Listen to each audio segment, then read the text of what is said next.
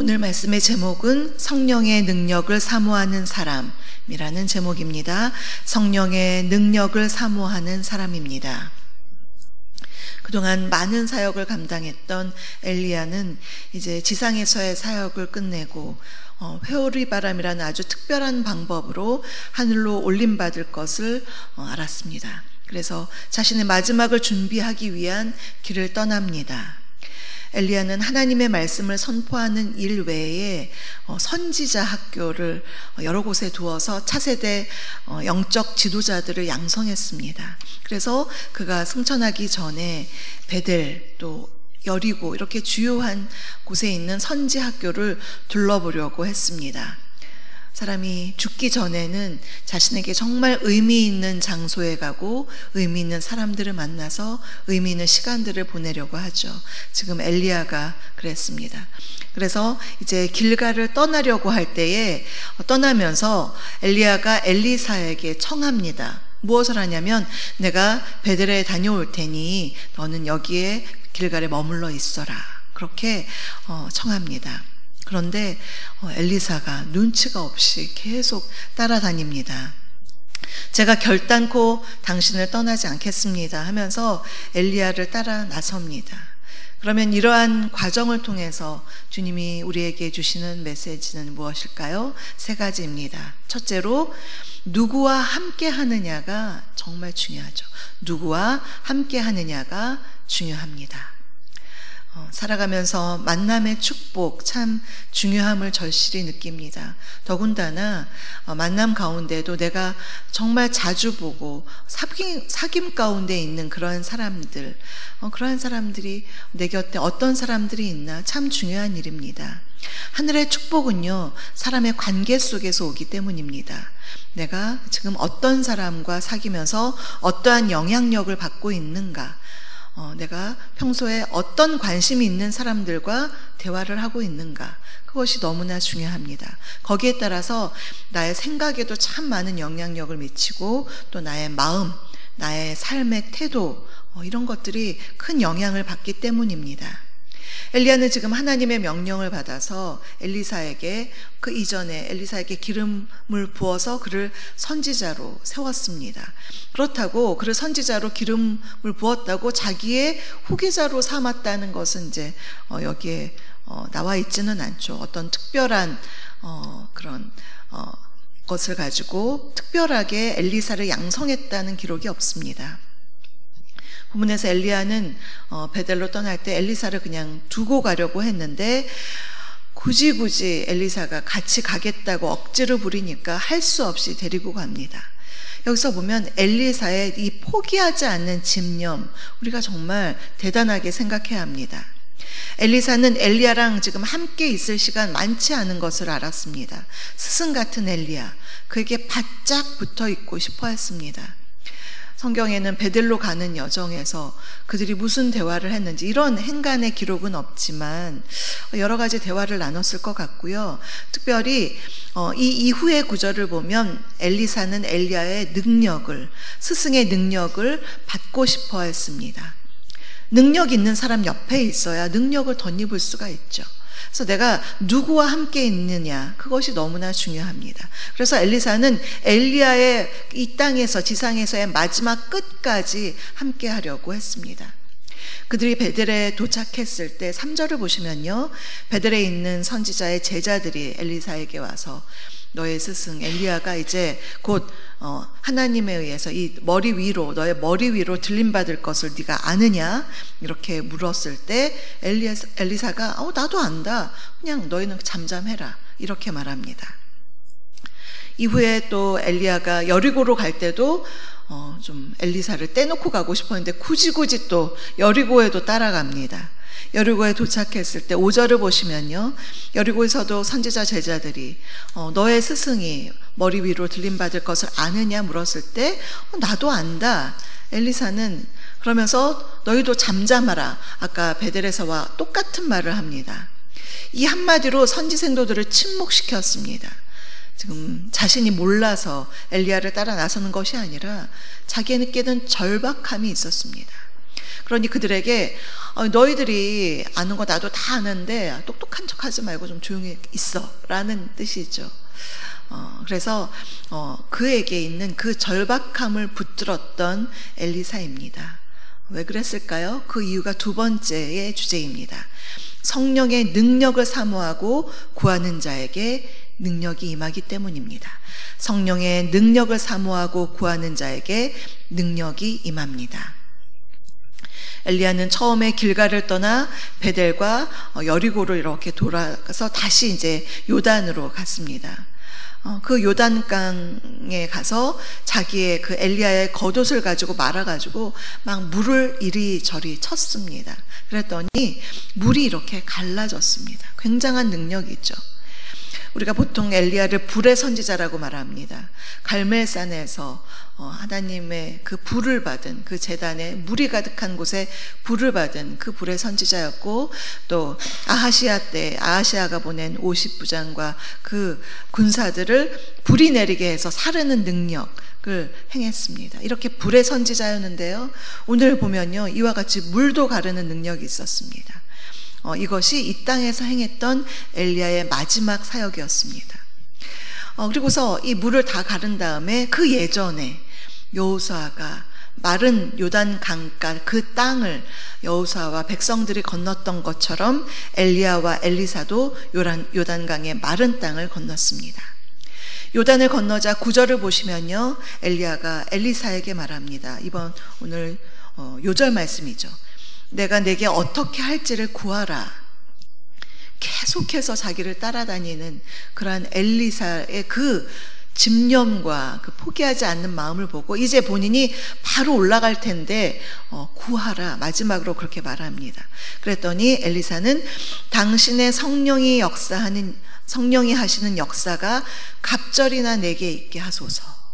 여기서 당신의 성령이 하시는 역사란 그동안 엘리사의 그 사역 속에서 하나님께서 부어주셨던 능력, 지혜, 권능, 성령의 기름 부으심, 리더십, 아주 여러 가지 그 성령이 함께 하셨던 그 역사, 그것을 갑절이나 주시기를 구하고 있습니다. 여기서 갑절이 무엇일까요? 오해하지 말아야 될 것은 엘리야보다 내가 2배로 더 받아서 2배의 능력을 가지고 그 2배의 영적 능력을 행한 영광을 받겠다, 이것이 아닙니다. 그래서 갑절이라는 뜻은요, 장자의 몫이라는 뜻입니다. 한마디로 후계자라는 뜻이죠. 신명기 21장 17절을 보면 유산을 줄 때에 장자에게 2 몫을 주게 했습니다. 이것이 장자의 권리입니다. 예를 들면요, 야곱의 장자는 요셉이었습니다. 장남은 루벤이었죠. 그러나 야곱의 대를 이은 장자의 2 몫을 받은 것은 요셉입니다. 그래서 요셉의 2 아들 므낫세와 에브라임이 그 땅을 다 2 몫을 다 차지한 것입니다. 여기서 갑절에 성령의 역사가 갑절이나 내게 있게 하소서. 당신의 직속 후계자로 나에게 당신의 그 능력, 행하셨던 하나님의 능력이 나에게 임하기를 원합니다. 지금 그 능력을 구하고 있는 것입니다. 엘리사는 그동안에 엘리야의 많은 사역을 보면서 그 어려운 사역을 어떻게 감당했는지를 보았습니다. 하나님이 분명히 자신에게도 기름을 부으셨는데 나에게도 그러한 능력이 필요하구나. 이왕이면 엘리야의 그 갑절의 능력을 내가 받기를 원한다. 그 후계자로서의 능력을 받기를 원한다는 그 강렬한 사모함이 있었기 때문에 엘리야를 따라다니면서 그 능력을 구한 것입니다. 이 절박함이 다른 베델이나 여리고에 있었던 그러한 선지 생도들은 알 수가 없었던 거죠. 이에 엘리야는 엘리사의 말을 듣고, 만약 내가 하늘로 들림받은 것을 네가 본다면 네가 그 능력을 받을 것이고, 보지 못한다면 못 받을 것이다, 이렇게 말했습니다. 엘리사가 하나님의 사역을 할 때 이러한 성령의 능력을 구하는 것, 우리에게 너무나 도전이 되는 말씀입니다. 사역은요, 나의 힘, 재능, 내 경험, 이것으로 하는 것이 아니죠. 물론 그것이 능력을 미치겠지만 일부입니다. 하나님께로부터 오는 힘을 내가 공급받아야 합니다. 성령의 능력, 그 능력으로 인해서 우리가 주의 일을 감당할 수가 있는 것입니다. 오늘 기도하실 때 이런 간절한 사모함으로 성령의 능력과 권능을 구하시는 저와 여러분 되시기를 간절히 바랍니다. 셋째로 주님의 이름을 힘입어서 주의 일에 힘쓰라고 하십니다. 주님의 이름을 힘입어서 주의 일에 힘쓰라고 하십니다. 계속 읽어보면 엘리야는 불병거를 타고 하늘로 올라갔습니다. 예수님이 승천하시기 전에 구약시대에 죽음을 맛보지 않고 이렇게 하늘로 들림받은 사람은 에녹과 엘리야뿐입니다. 엘리사는 엘리야가 승천하는 것을 보고 이제 영적인 스승이 하늘로 올라가고 더 이상 만날 수 없으니 너무나 슬퍼서, 예전엔 슬픔을 표현할 때 옷을 찢으면서 슬픔을 표현하죠. 자기의 옷을 찢으면서 너무나 슬퍼했습니다. 그러나 이것은 반대로 어떠한 의미인가? 그가 엘리야의 승천을 보았다는 것은 그것을 보면 성령이 역사하시는 갑절의 능력을 받았다라는 것을 의미합니다. 그것을 보면 네가 받을 것이다 하는 그 말이 성취된 것입니다. 엘리사는 엘리야의 몸에서 떨어진 옷을, 겉옷을 가지고 요단 강물을 갔습니다. 그러면서 강물을 이리저리 쳤을 때에 그 강물이 갈라졌습니다. 이 엘리야의 겉옷은 그냥 평범하게 입는 옷 정도가 아니었죠. 엘리야의 삶과 함께하였던 하나님의 능력이 임했던 능력의 옷이었습니다. 마치 모세의 손에 들렸던 지팡이와도 같았습니다. 엘리사가 그의 옷을 취해서 이제 요단강을 가르는 그러한 일들을 했고요. 이제 열왕기 하에서는 엘리사의 여러 가지 기적 이야기가 나타납니다. 그의 활약상을 보시면 참 재미있는 내용들이 많이 있습니다. 우리에게는 이렇게 능력을 행할 엘리야의 겉옷은 없지만 더 강력한 무기가 있죠. 바로 예수 그리스도의 능력의 권세, 그 이름의 권세입니다. 그 이름의 권세로 우리가 사역도 하고 마귀도 내쫓고 또 병든 자를 위해서 기도할 때 주님께서 능력을 행해 주십니다. 우리 자체는 너무나 연약하죠. 정말 참 연약한 인간일 뿐입니다. 그러나 우리가 주님의 이름을 믿고 그 이름으로 행할 때에, 그 이름 가지고 부르짖을 때에 주님께서 주님의 이름을 부르는 자들에게 능력을 행해 주시는 것, 놀라운 사실입니다. 사랑하는 성도 여러분, 오늘 우리는 엘리사의 모습을 통해서 우리에게 주시는 메시지를 들었습니다. 지금 내가 누구와 함께 하느냐, 누구의 영향력을 받고 있느냐, 정말 중요한 것을 알았고요. 두 번째로 성령의 능력을 사모하고 구하는 자에게 능력 주시는 것을 알았습니다. 셋째로 주님의 이름, 예수 그리스도의 이름의 권세, 그것을 힘입어서 주의 일에 힘쓰라고 말씀하십니다.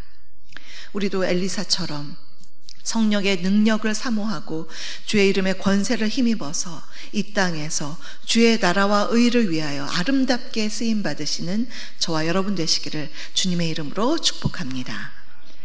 오늘의 말씀을 생각하시면서 찬송가 191장을 부르시겠습니다.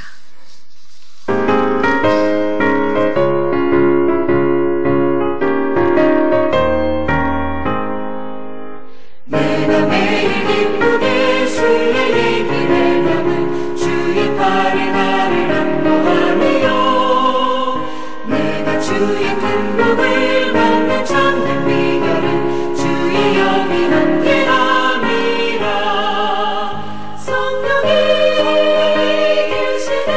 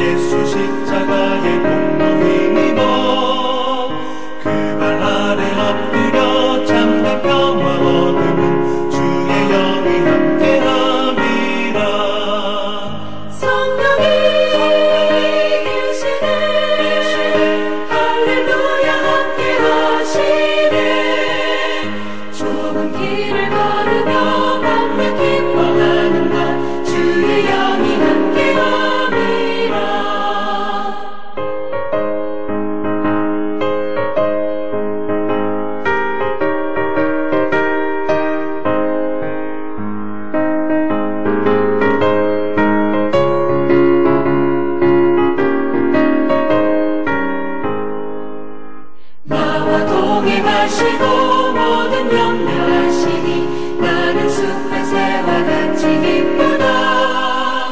내가 기쁜 마음으로 주의 뜻을 행하는 주의 영이 함께함이라.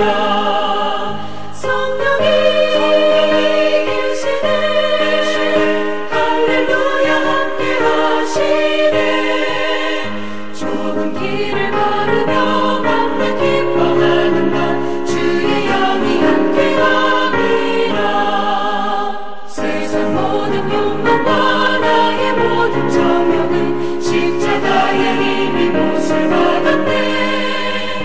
어두운 밤이 지나고 무거운 짐 벗으니 주의 영이 함께함이라. 성령이 계시네 할렐루야 함께하시네. 좁은 길을 걸으며 맘에 기뻐하는가 주의 영이 함께함이라. 지금은 우리 주 예수 그리스도의 은혜와 아버지 하나님의 그 크신 사랑하심과 성령님의 내주 교통 충만케 하심이 성령의 능력을 사모하며 예수 그리스도 이름의 권세로 주님 나라 위하여 쓰임받기를 간절히 소망하는 사랑하는 우리 성도님들 머리머리 위에와 그 가정과 일터 위에 우리 주사랑교회 위에 지금부터 영원토록 함께 하옵시기를 간절히 축원하옵나이다. 아멘.